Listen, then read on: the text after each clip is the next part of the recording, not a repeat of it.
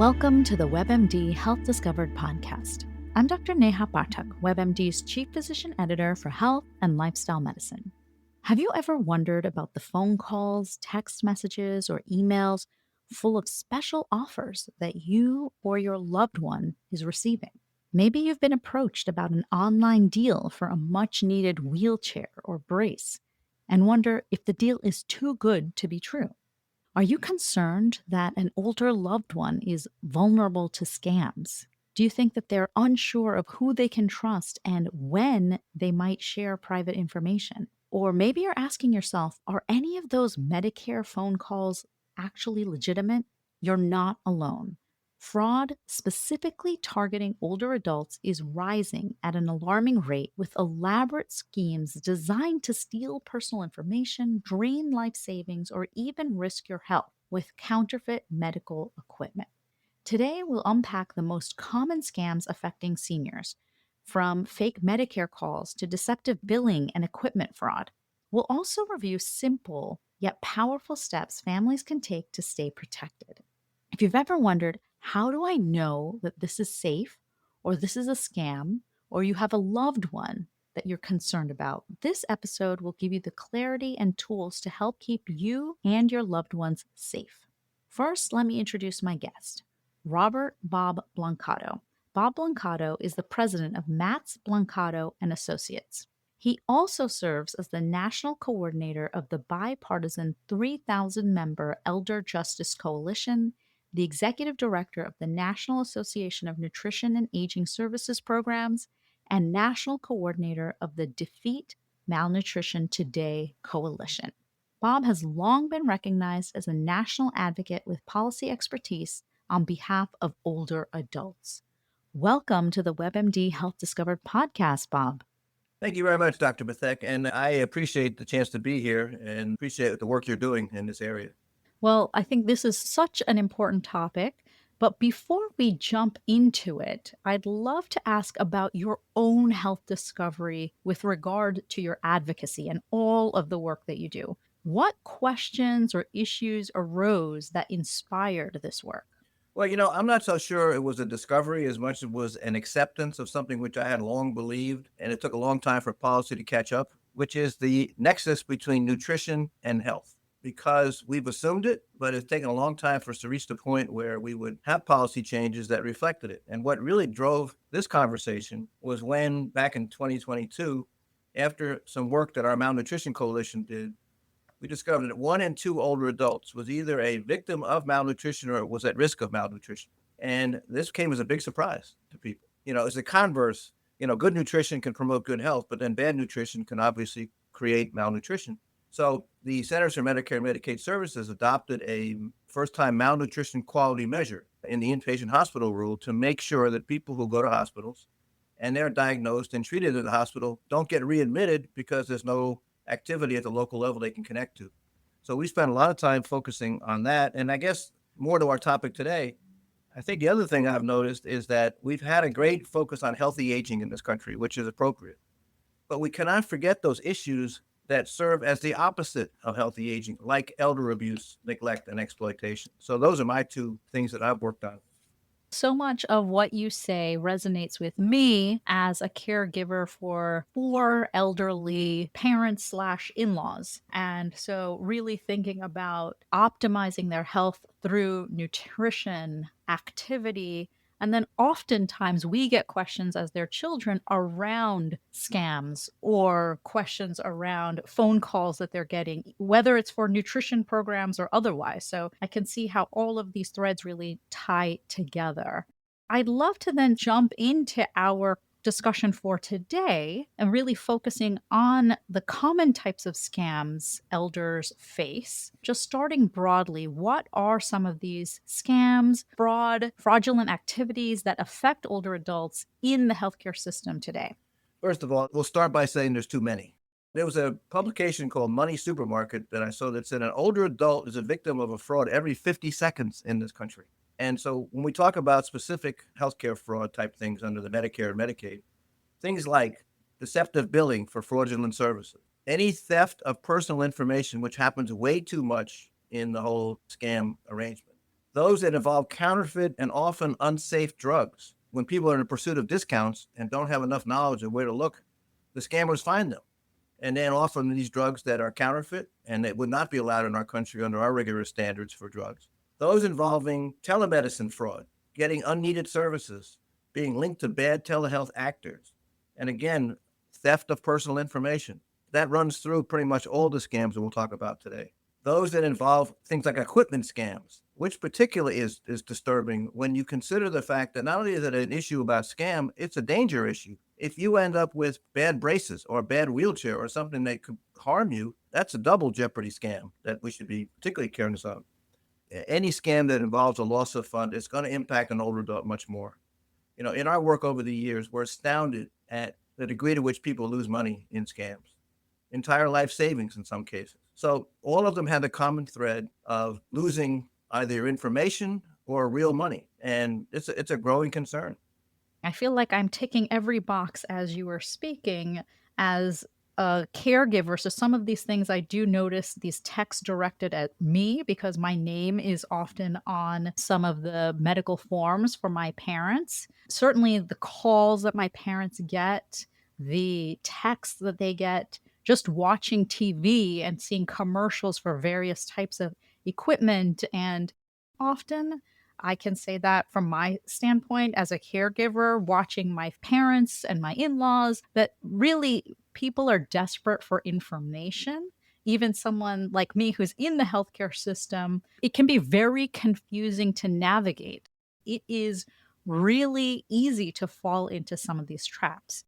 I remember going through the same situation with my own family, my own father and mother. And my father, in particular, who was an anesthesiologist in New York for many years, reached a point where he was asking me to help him with his financial matters. And I remember going to his apartment and looking over the mail that he had gotten and the solicitations that he'd gotten that were so outlandish. That was fear written all over the envelope. Things like you could lose your Social Security if you don't respond to this piece of email. These are the kind of things that older adults, particularly those who live alone, who don't have the benefit of a caregiver, can fall victim to more easily. That's why we do need, in our efforts to prevent scams, we've got to address the issue of social isolation and loneliness. And they need to have abilities to address that issue and provide older adults with whatever it takes to have them have some second group of people who can look out for them as they're going forward. So let's dig into one specific type of Medicare scam. So, Medicare imposter scams that are a big concern where criminals pose as Medicare representatives.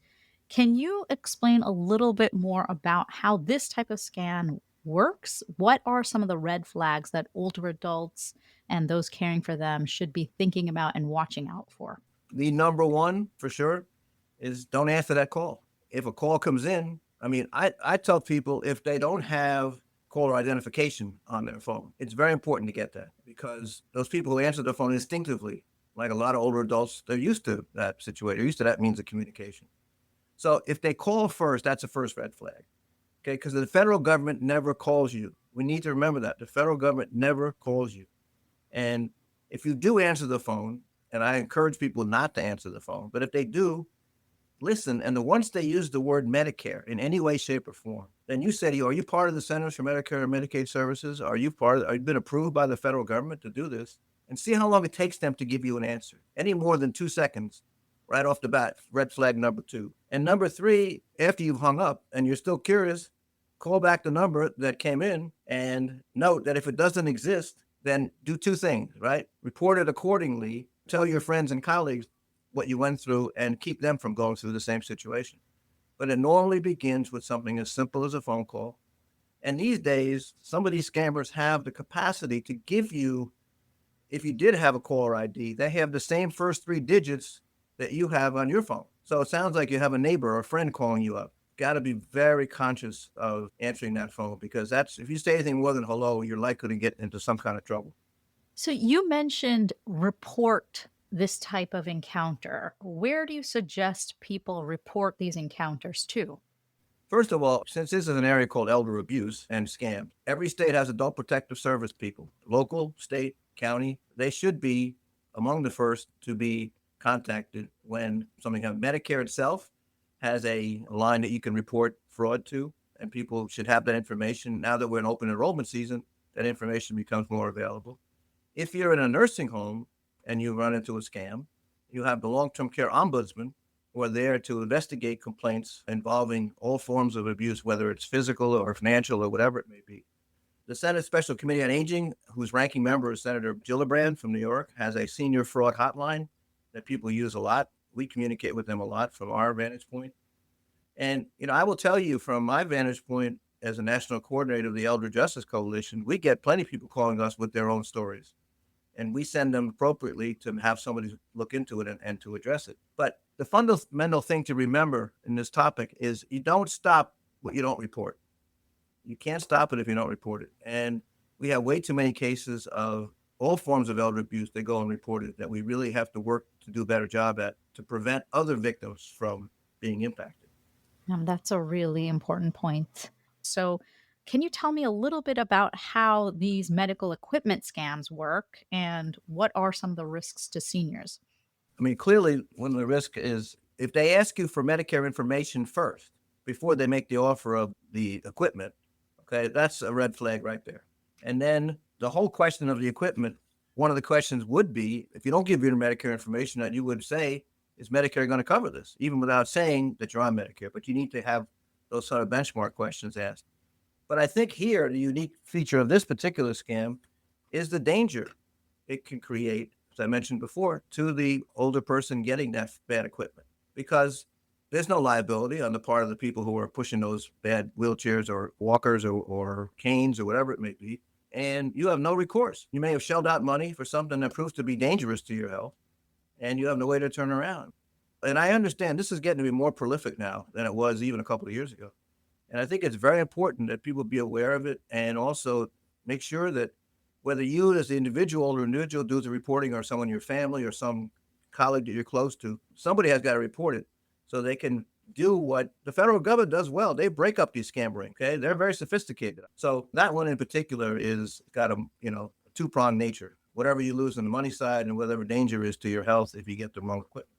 I'd love to shift us now to sort of thinking about the healthcare system itself. So, you mentioned earlier billing fraud as an issue. And that's when providers bill for services that weren't provided or they upcharge for more expensive treatments. So, can you tell us a little bit about what do we know around how widespread this problem is and how does that impact older adults on Medicare? Well, first of all, according to the Department of Health and Human Services, going back to fiscal year 2023, they estimated improper payments to both Medicare and Medicaid total over $100 billion. In June this past year, the Department of Justice announced charges against 324 defendants in healthcare fraud schemes with over 14.8 billion in intended loss had they pursued and been able to go forward with their scam. One in particular, they have broken down in different categories for billing. Urinary catheters cost the federal government for false billing up to $2 billion just in 2023. So what's the impact on the older adult? Well, it depends on which bill comes in. If the bill comes to them and they were unneeded services, that's one issue. And you need to report that to the Senior Medicare Patrol as quickly as possible.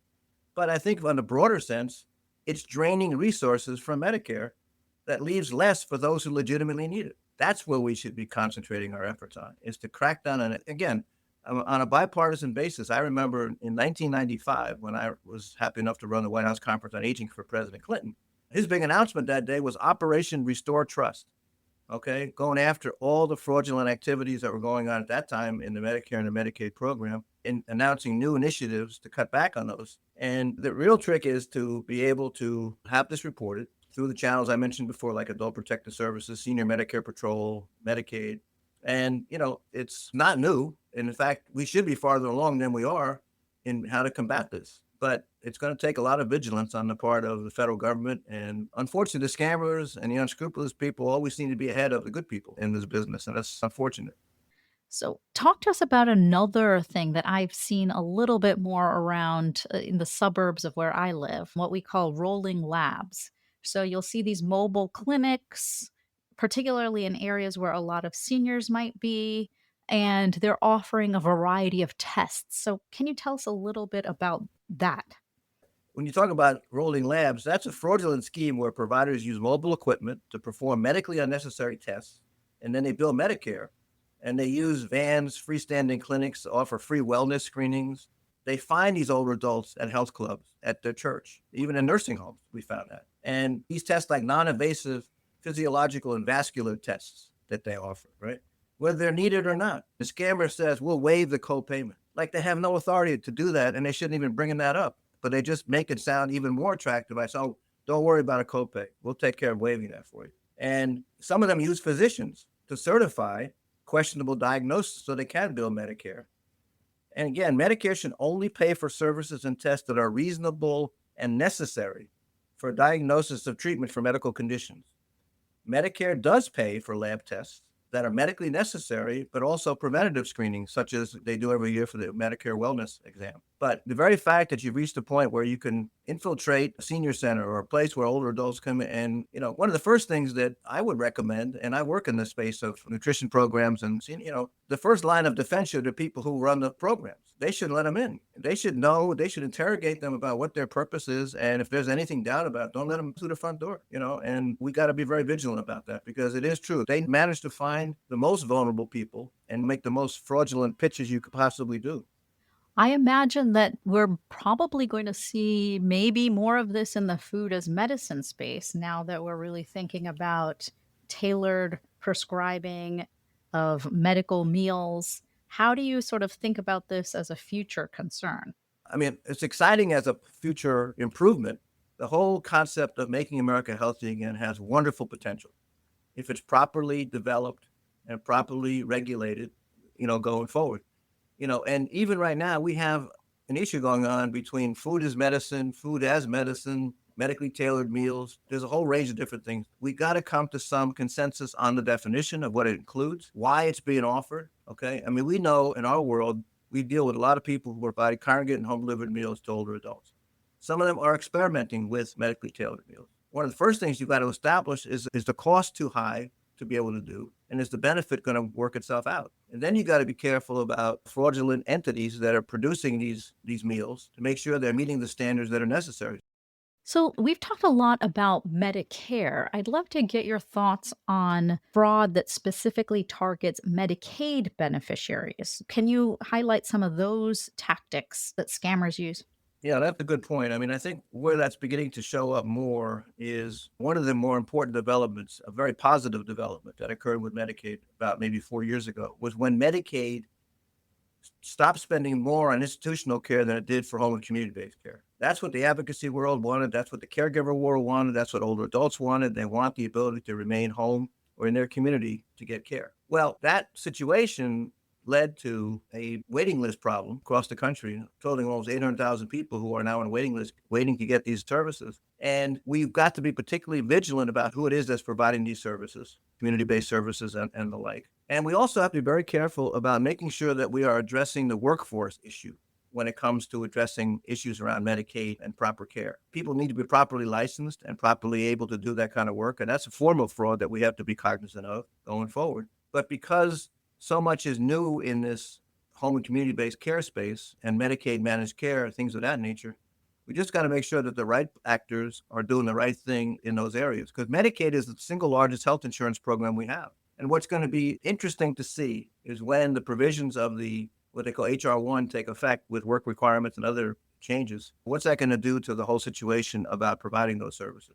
And are we going to be finding more challenges than we did before? But, whether it's Medicare or Medicaid, they're both studied carefully about the fraud situation. But Medicaid, considering more economically vulnerable people are in Medicaid, we should be doubly careful about making sure they're protected.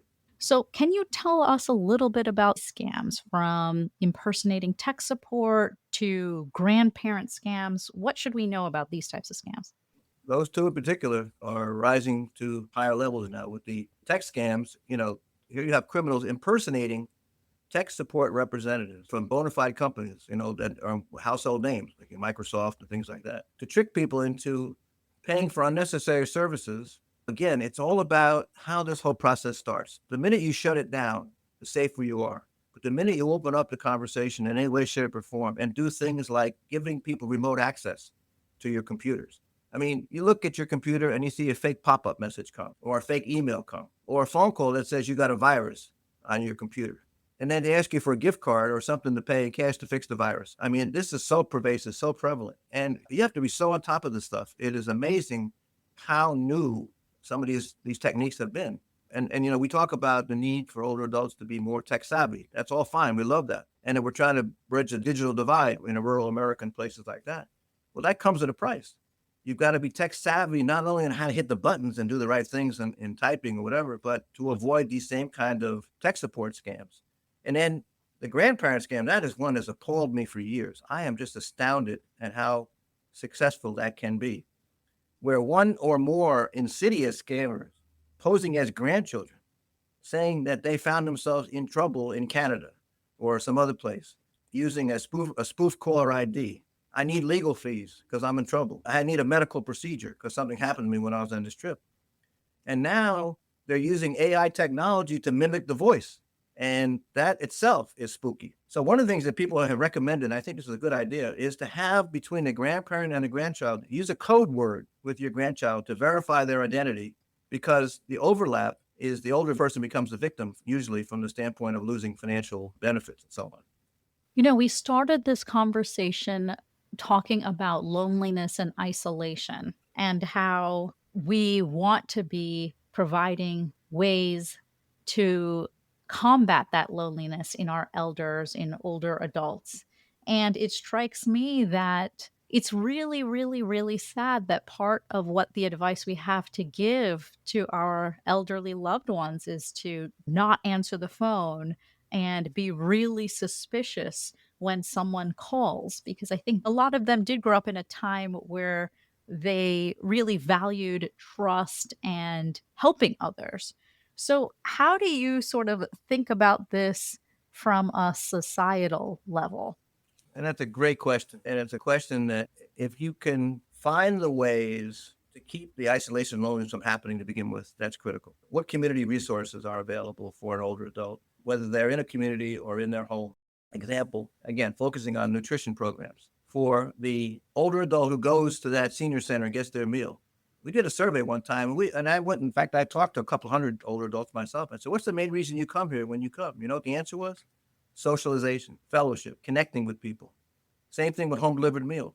It isn't just dropping off a meal, it's more than a meal. It's a safety check. During the pandemic, there were all kinds of companies that found their way into helping aging service programs, offer things like tablets to keep older adults connected, virtual meals, things like that, things that are very important. So it's a matter of trying to address it early. And the other part, too, is the important role of caregivers in also not only providing care, but also opening up the opportunities for community activities for an older adult to keep them from being isolated. And another place that you'd be surprised if you offer an older adult a volunteer opportunity, a lot of times they take it. And that becomes a really rewarding thing for them, even if it's episodic, even if it's once a week or whatever it may be, because instinctively an older adult will respond to that because they care about other people. They're the ones who have grandchildren and great grandchildren, right? And they understand the importance of having community service available to them. And in our older adult nutrition programs, we have many, many older volunteers who come in, and they are vital to the whole thing. But it's a question of recognizing community by community where your aging network is. It's called an aging network for a reason. It's not about a network of providing services. It's about a network that connects the people they serve to each other and to what's available to them to help them live more independently in their communities, which is a goal that we all seek. So, I would love, as our time together comes to a close, if I could hand it over to you for just some practical steps that older adults and their families can take to protect themselves from the variety of scams and fraudulent activities we talked about today. I'd be happy to. And some of them we talked about, but I'll repeat some of them. First of all, if something sounds too good to be true, it is. And you're older, as an older adult, you remember that saying, and a lot of times it was true then, it's true now. Stay suspicious long enough to be able to figure out whether or not something is not right. Get caller ID. Caller ID is vital at this point, particularly what's coming in. Close any window with an odd pop-up if you are back on your computer and working. Okay. Never ever give out any information, including granting remote access of any kind to people, giving any information about its personal financial nature, your Medicare card number, anything of that nature. Okay. Be suspect of any request for payments, okay, that somebody may make to you unsolicited. Keep your antivirus software up to date, okay, to make sure that nobody's telling you have something when you don't. And then, of course, I think the final thing is report, report, report. You cannot do enough.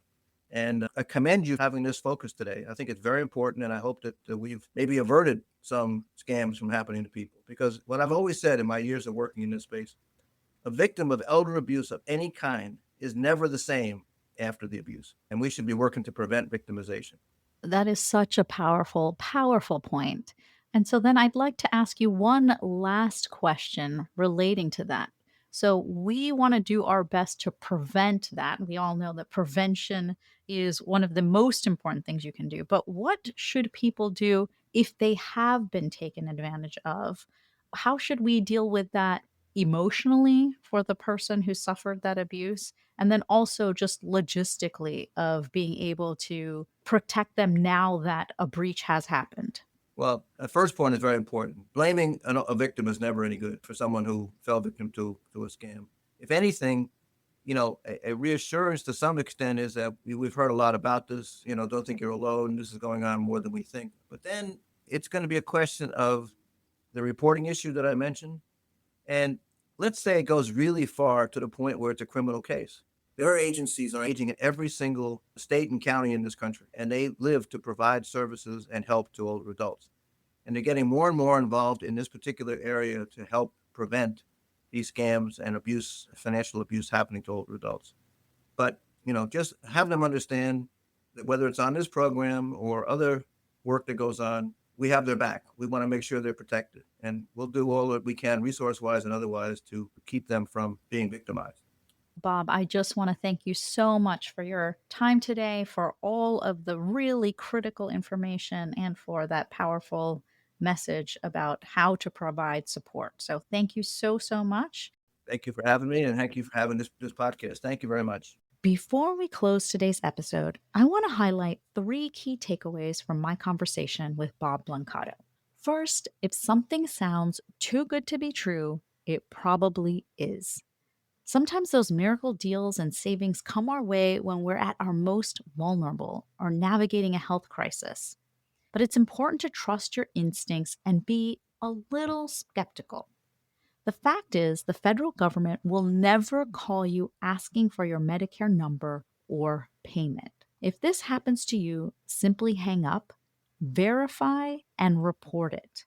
Caller ID and skepticism are your first lines of defense. Second, many scams succeed because people experience shame and embarrassment and are unsure of what to do next or who to ask for help. So it's important to talk about it if you or someone you care about has been the victim of a scam or is someone who continues to receive suspicious calls, emails, texts, letters, or offers. Sharing this experience with family, friends, or adult protective services is critical because the fact is we can't stop or prevent what we don't report. And finally, scammers prey on loneliness, fear, insecurity, and isolation. That's why staying connected with community is so powerful. Staying connected is one of the simplest and strongest ways to stay safe in an age of online scams. Find your local senior center and nutrition programs, participate in community events, volunteer opportunities, and fight isolation with connection. To find out more information about Bob Blancato and the John A. Hartford Foundation, make sure to check out our show notes. Thank you so much for listening. Please take a moment to follow, rate, and review this podcast on your favorite listening platform. If you'd like to send me an email about topics you're interested in or questions for future guests, please send me a note at webmdpodcast@webmd.net. This is Dr. Neha Pathak for the WebMD Health Discovered podcast.